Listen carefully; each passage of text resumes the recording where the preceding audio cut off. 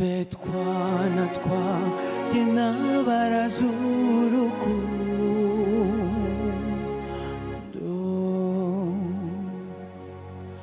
murarugira intego mwese aho mujya hose, rubabe rumutako mwiza rubara ngarama wari nijoro.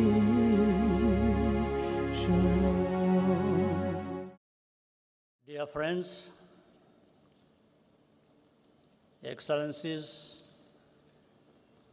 heads of state and government, and first ladies, former heads of state and government, and former first ladies, and heads of delegations. Special guests, Banyarwanda mwese. Abanyarwanda ndi busabe ko munyihanganira nkakomeza iri jambo mu rurimi abashyitsi bacu bari bushobore kumva neza.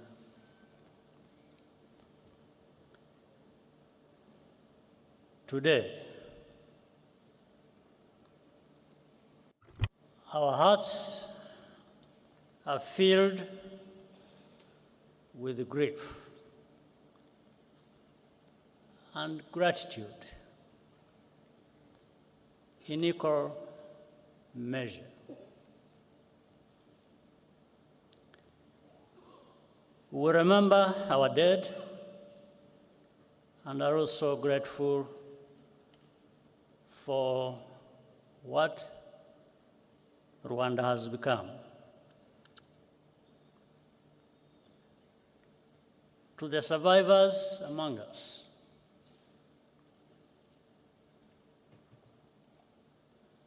we are in your debt.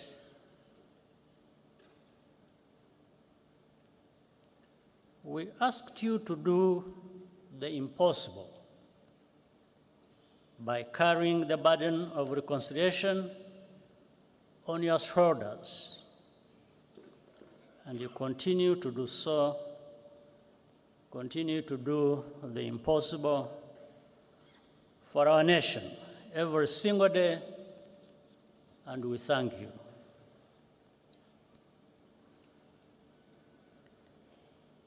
As the years pass, the descendants of survivors increasingly struggle with the quiet loneliness of longing for relatives they never met or never even got the chance to be born.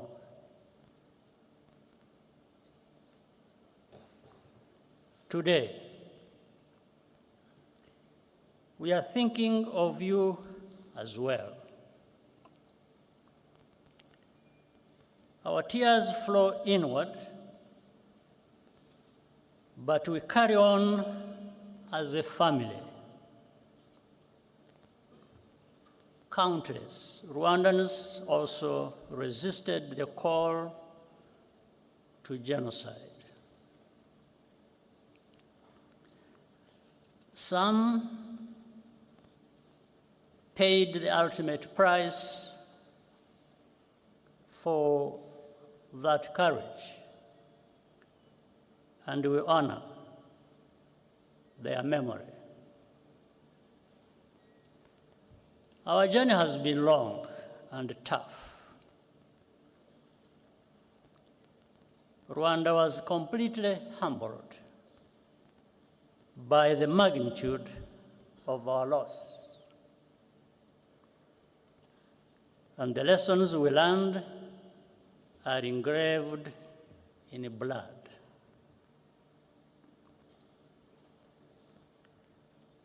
But the tremendous progress of our country is plain to see, and it is a result of the choices we made together to resurrect our nation.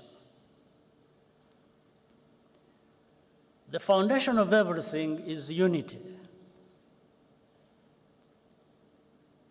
That was the first choice, to believe in the idea of a reunited Rwanda and live accordingly. The second choice was to reverse the arrow of accountability, which used to point outwards beyond our borders. Now, we are accountable to each other, above all. Most importantly, we chose to think beyond the horizon of tragedy and become a people with a future. Today, we also feel a particular gratitude to all the friends and representatives here with us from around the world. We are deeply honored by your presence alongside us on this very heavy day.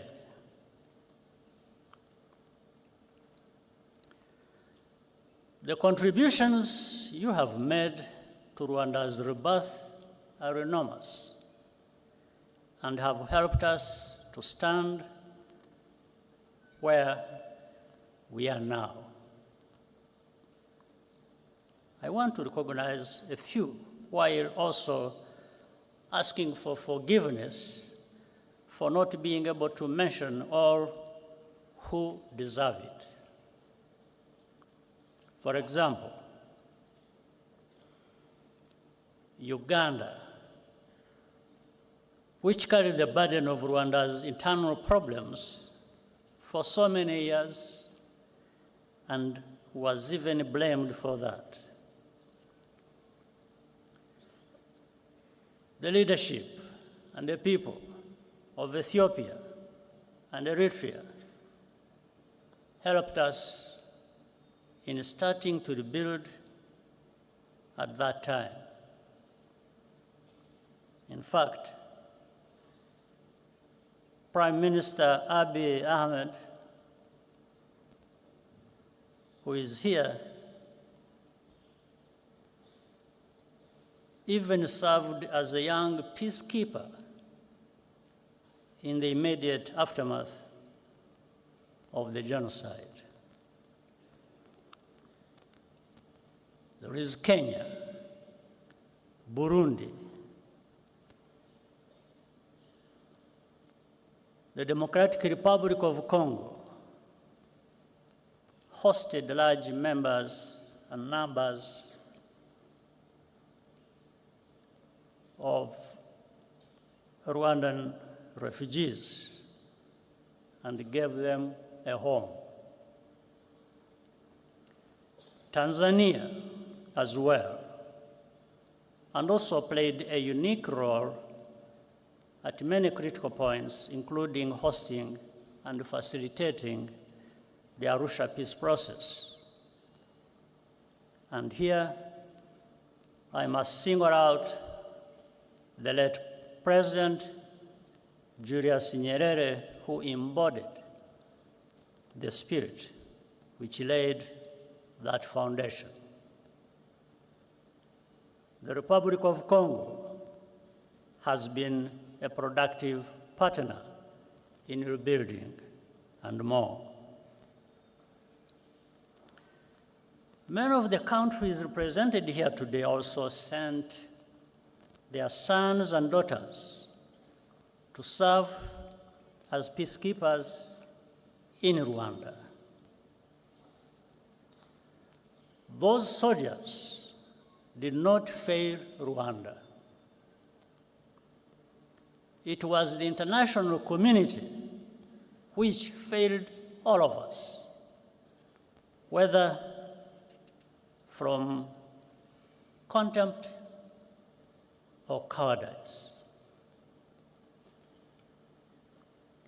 Among those here with us today, I salute the widow and daughter of the late Captain Mbaye Diagne of Senegal, who died a hero as he rescued many Rwandans from death. At the United Nations Security Council in 1994, moral clarity came from Nigeria,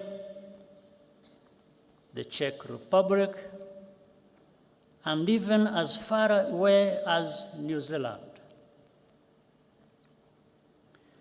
Their ambassadors had the courage to call the genocide by its rightful name and resist political pressure from more powerful countries to hide the truth. Ambassador Ibrahim Gambari of Nigeria and Czech Ambassador Karol Kovenda are here with us today, and we applaud you.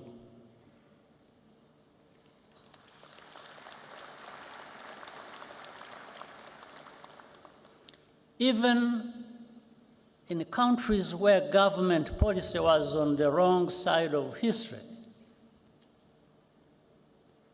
both during the genocide and even afterwards,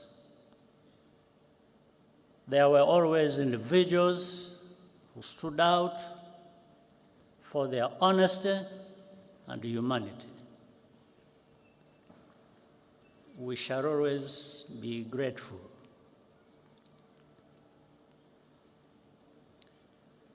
We also appreciate the tangible support we have received from partners beyond our continent over the past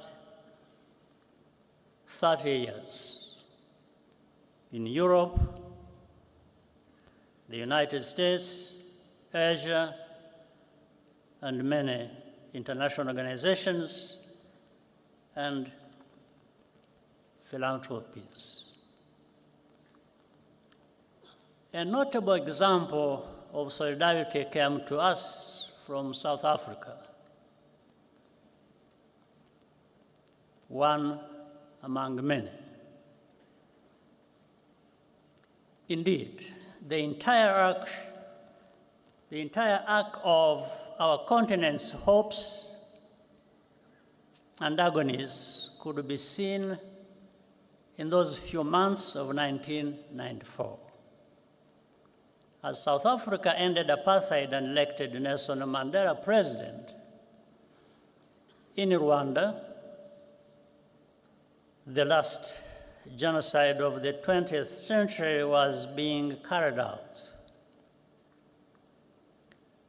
The new South Africa paid for Cuban doctors to help rebuild our shattered health system and opened up its universities to Rwandan students, paying only local fees.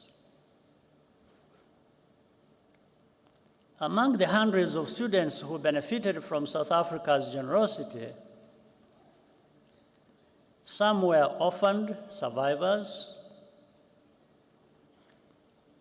others were the children of perpetrators, and many were neither.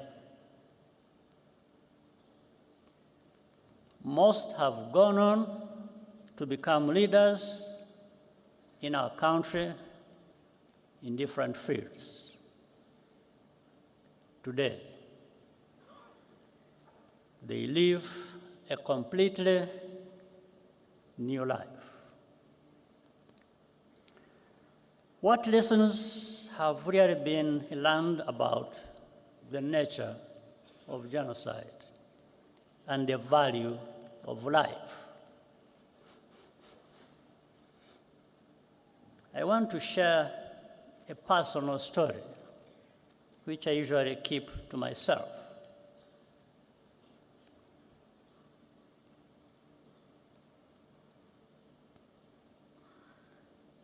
My cousin, in fact, a sister, Florence,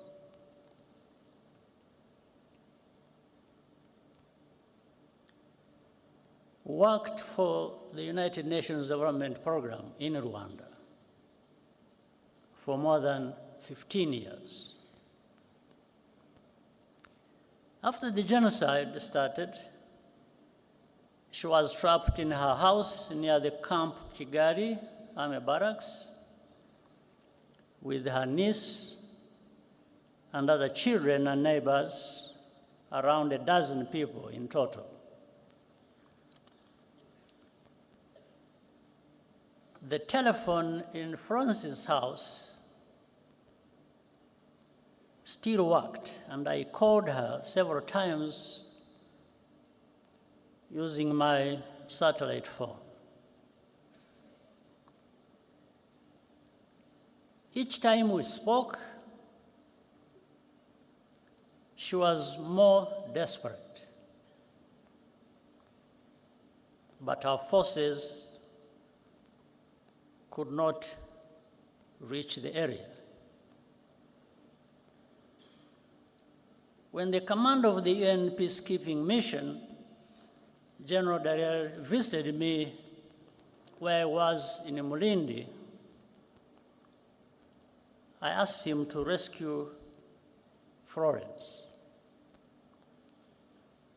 He said he would try.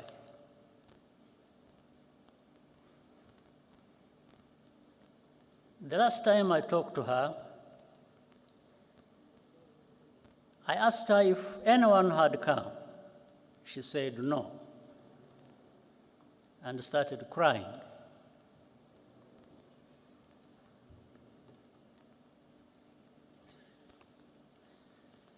Then she said, "Paul, you should stop trying to save us. We don't want to live anymore anyway."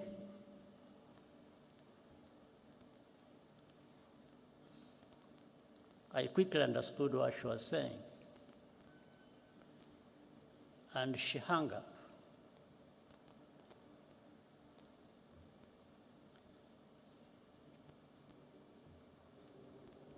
At that time, I had a very strong heart, but it weakened a bit because I understood what she was trying to tell me.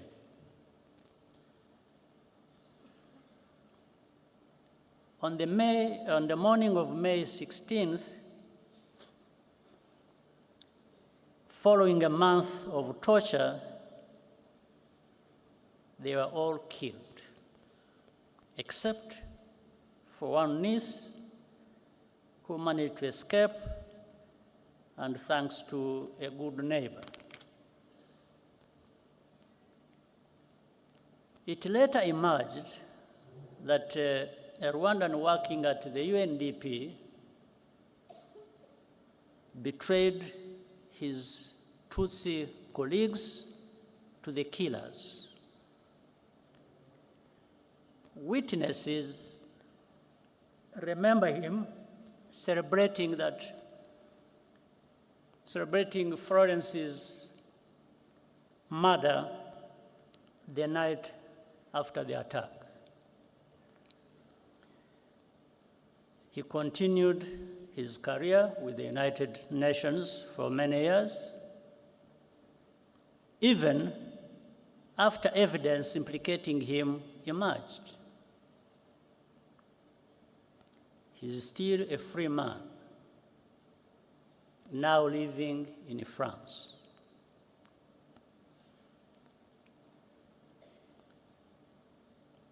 I asked General Dallaire what happened. He said that his soldiers encountered a militia roadblock near the house. And so they turned back just like that. Meanwhile, he conveyed to me an order from the United States ambassador to protect diplomats and foreign civilians evacuating from or by road to Burundi from attack by the militias. These two things happened same time. I do not need to be instructed to do something that goes without saying. That's what I was going to do.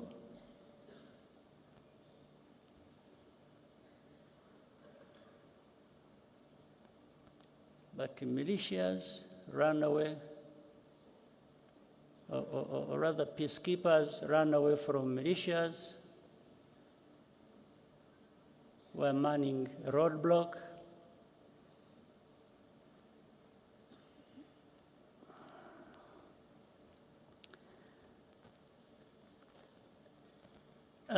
I do not blame General Dallaire.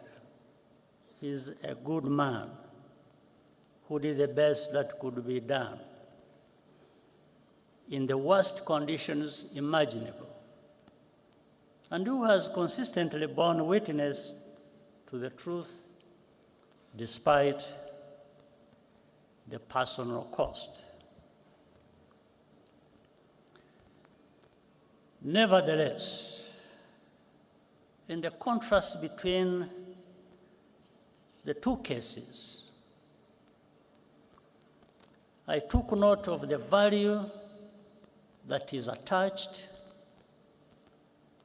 to different shades of life. In 1994, all Tutsi were supposed to be completely exterminated once and for all, because the killings that had forced me and hundreds of thousands of others into exile 3 decades before had not been sufficiently thorough. That is why even babies were systematically murdered so they would not grow up to become fighters.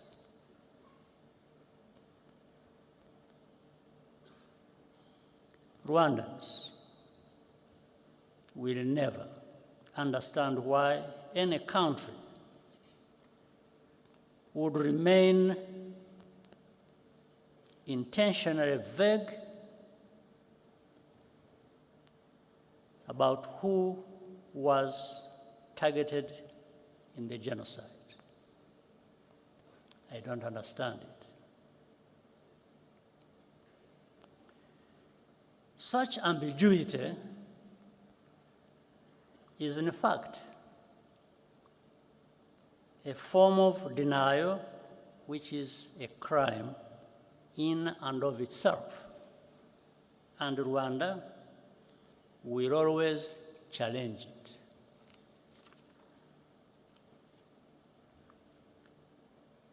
When the genocidal forces fled to Zaire, now the Democratic Republic of Congo, in July 1994, with the support of the external backers, they vowed to reorganize and return to complete the genocide. They conducted hundreds of cross-border terrorist attacks inside Rwanda over the next 5 years, targeting not only survivors, but also other Rwandans who had refused to go into exile, claiming thousands more lives. The remnants of those forces are still in eastern Congo today, where they enjoy state support in full view of the United Nations peacekeepers,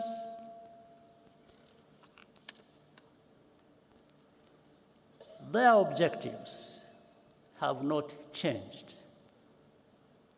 And the only reason this group today known as FDLR has not been disbanded is because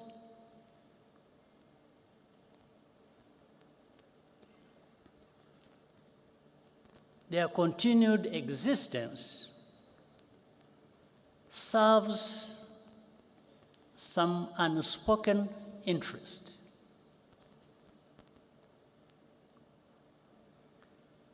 As a result, hundreds of thousands of Congolese Tutsi refugees live here in our country, in Rwanda, and beyond, completely forgotten, and no program of action for their safe return. Have we really learned any lessons?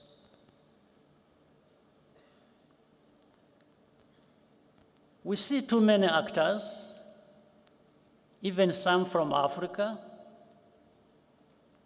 getting directly involved as tribal politics is given renewed prominence, and ethnic cleansing is prepared and practiced.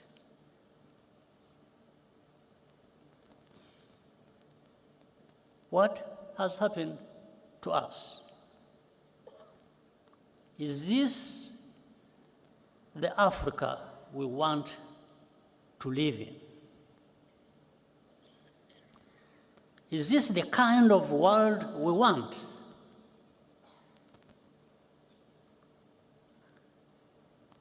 Rwanda's tragedy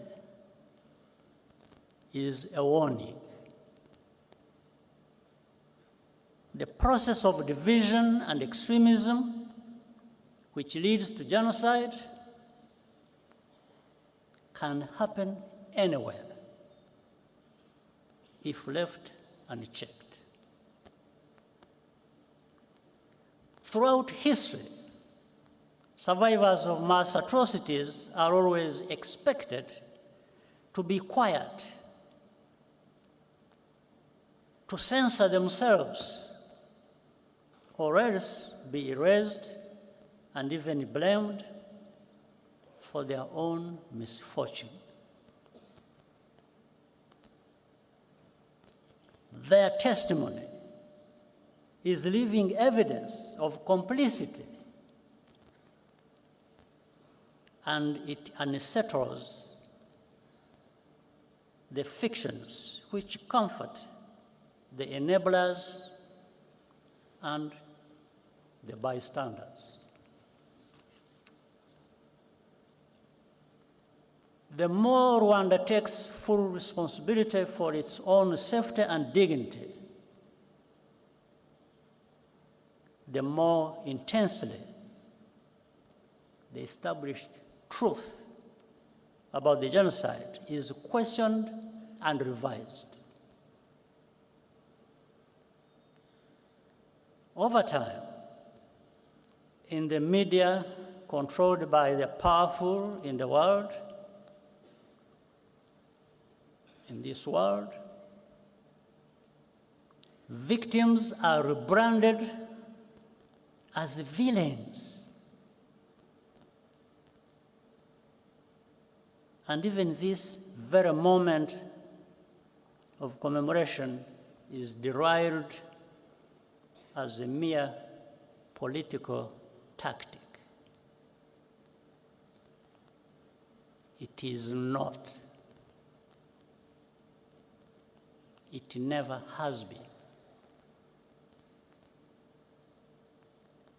Our reaction to such a hypocrisy is pure disgust.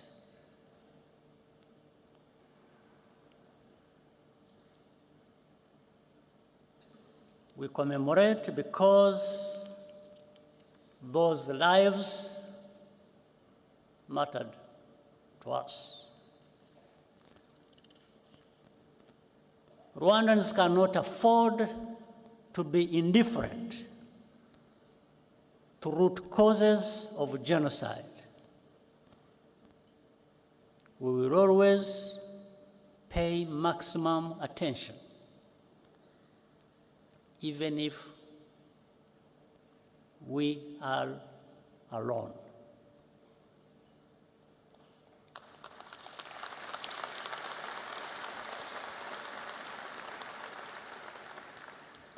But what we are seeking is solidarity and partnership to recognize and confront these threats together as a global community.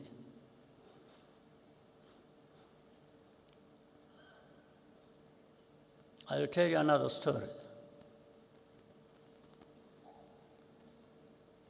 One night,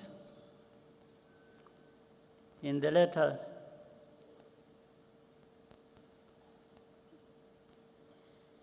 days of the genocide, I received a surprise visit past midnight from General Dallaire.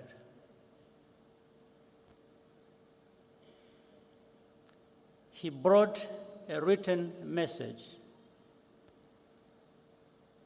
of which I still have a copy from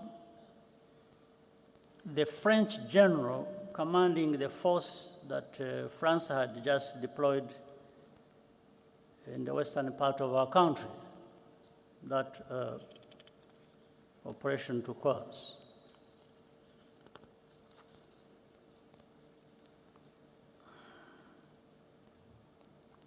The message said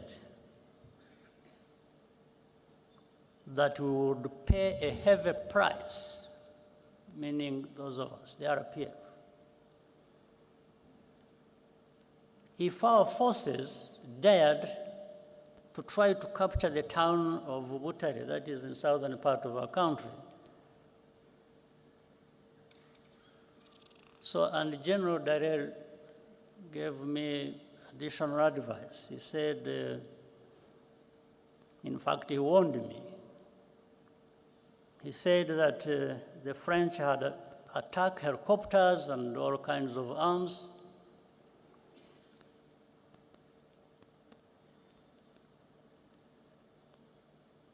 Every kind of heavy weapon you can imagine.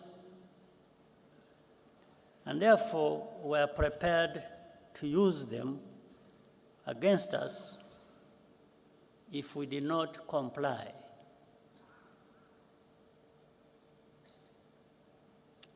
I asked Dallaire, I asked him whether French soldiers bleed the same way ours do. I asked him whether we have blood in our bodies. Then I thanked him and told him that he should just go and have rest and sleep, and have his sleep. After giving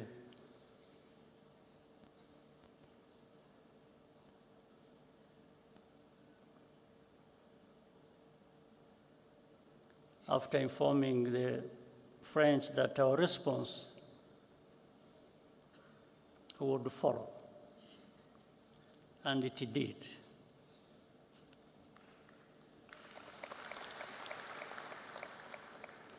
I immediately radioed the commander of the forces that were actually in that direction,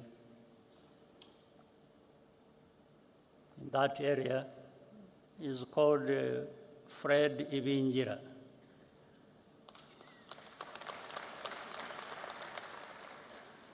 And told him to get ready to move and move to fight. We took ZITEYE, which we were being warned not to enter. We took that town at dawn.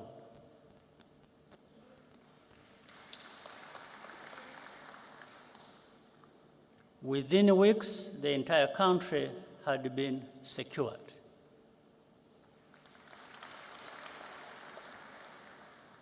And we began rebuilding. We did not have the kind of arms that were being used to threaten us. But I reminded some people that this is our land, this is our country. Those who bleed will bleed over it.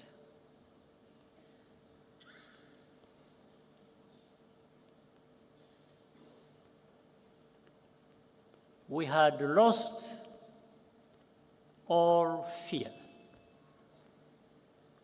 Each challenge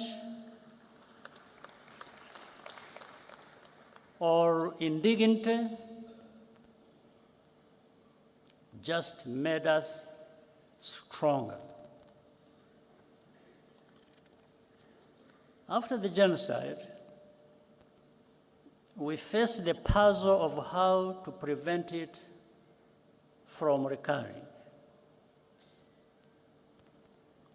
There were three broad lessons we learned as a result of our experience. First, only we as Rwandans and Africans can give full value to our lives. After all, we cannot ask others to value African lives more highly than we ourselves do.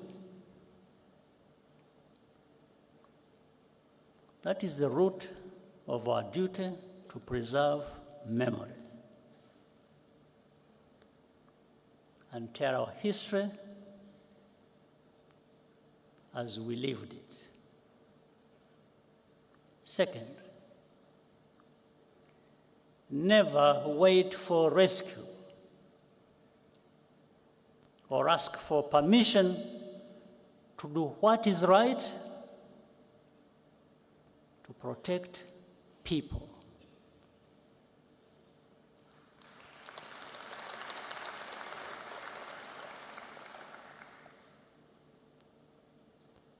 And that's why some people must be joking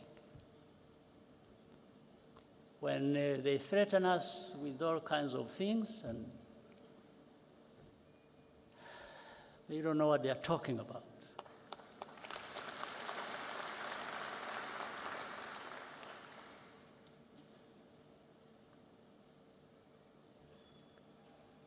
But in any case, that's why Rwanda participates proudly in peacekeeping operations today and also extends assistance to African brothers and sisters bilaterally when asked. Third,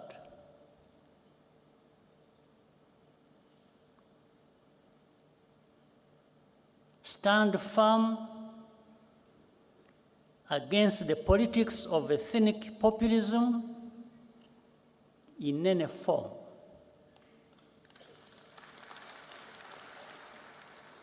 genocide is populism in its purified form, because the causes are political. The remedies must be as well. For that reason, our politics is not organized on the basis of ethnicity or religion,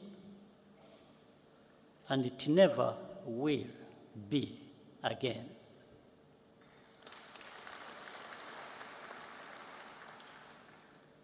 The life of my generation has been a recurring cycle of genocidal violence in 30-year intervals. From the early 1960s to 1994, to the signs we see in our region today in 2024. Only a new generation of young people have the ability to renew and redeem a nation after genocide. Our job was to provide the space and the tools for them to break the cycle. And they have.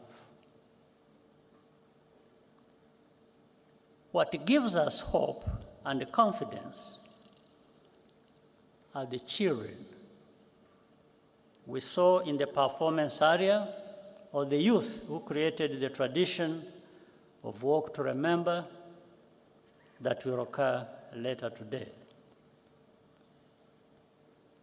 Nearly 3/4 of Rwandans today are under age 35. They either have no memory of the genocide or were not yet born. Our youth are the guardians of our future.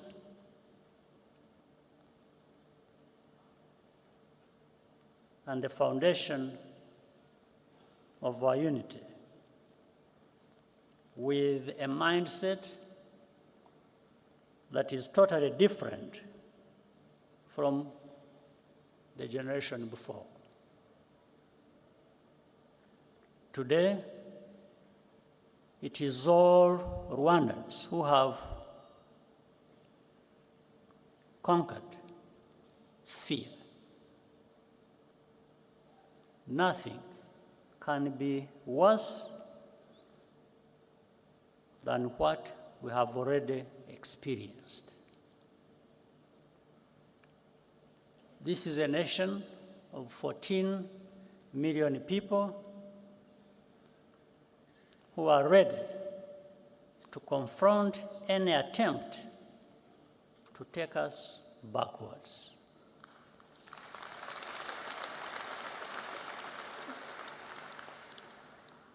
The Rwandan story shows how much power human beings have within them.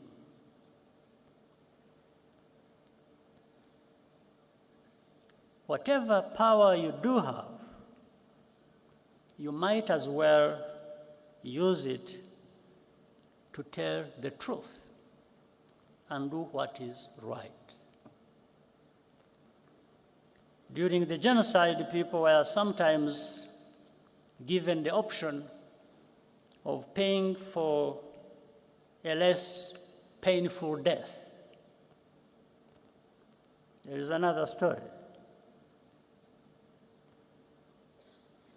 I learned about at the time, which always sticks in my mind, about a woman at a roadblock in her final moments. She left us a lesson that even every African should live by.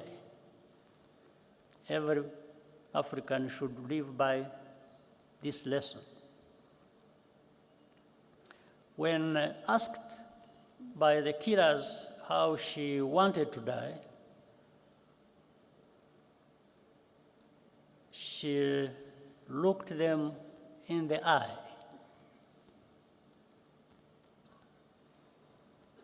and spit in their face.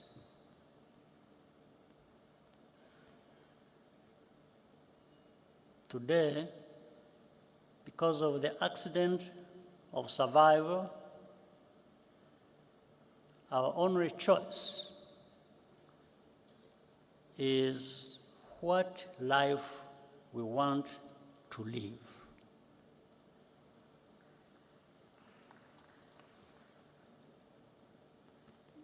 Our people will never, and I mean never, be left for dead again.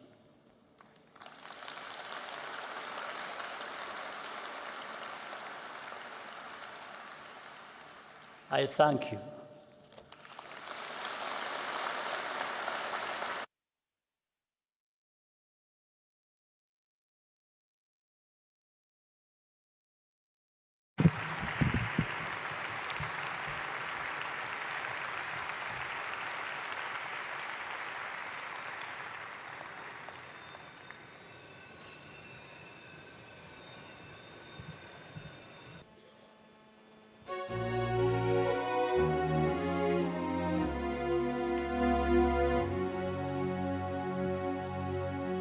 Murumve twana twanjye n'abarazurukundo, murarugira intego mwese aho mujya hose, rubabe rumutango mwizuba rubaraha ngarama wari nyamijoro.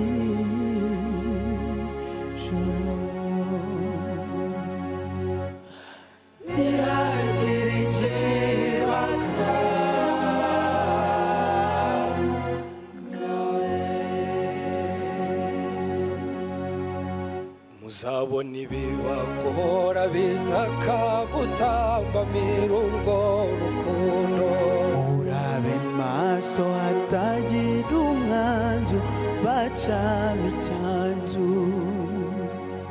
murakomeze mutwaze ntabwo nzabahana, nzagumana namwe ntsimbura ibibarwanya, wa mwanzi w'icyatwa ubagarura mu cyaha nzamukubitija njamwimure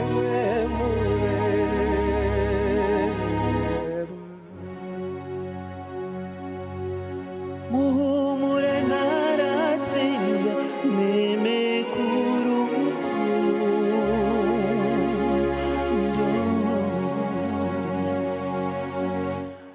ntihagire ikibaka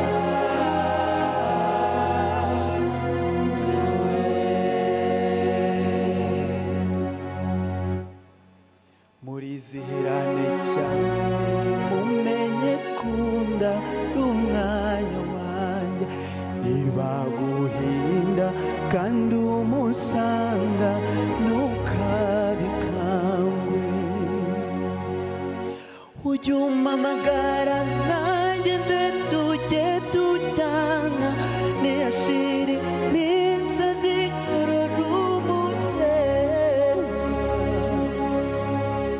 niba kandi usanga ari wowe ujya umuhu ngo ujye unyambaza nkuvure nahura umurwa.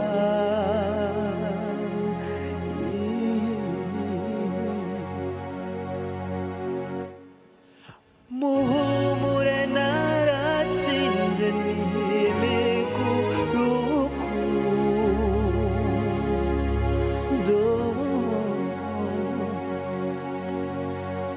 ntihagire